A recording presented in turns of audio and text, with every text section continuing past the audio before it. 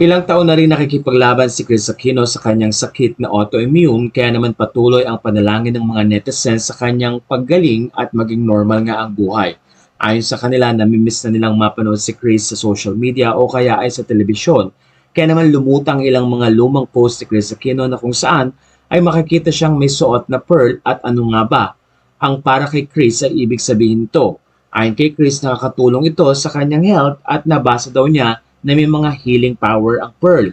Pero ayon kay Bimbi, hindi nakakatulong para gumaling ang isang tao sa pagsuot ng mga jewelry. Narito ang kwento ni Chris Aquino. I chose to post this picture from this morning because literally and figuratively, my bunso is my pillar of strength. He knew yesterday was tough.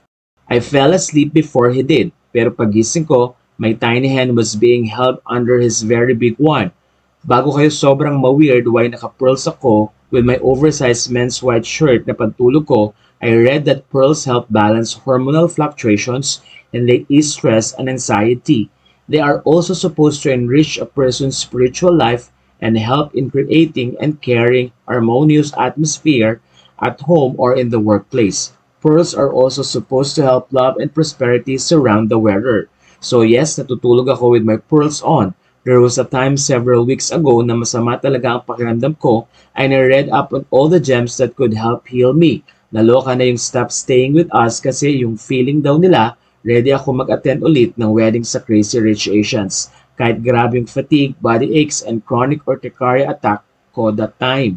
Natawa na lang din ako nung sinabi ni Bim, Mama, I hope you do realize that jewelry isn't medicine.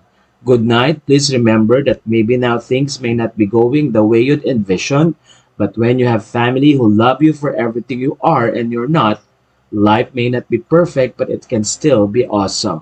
Ang post na ito ay mababasa sa lumang post ni Chris sa Facebook.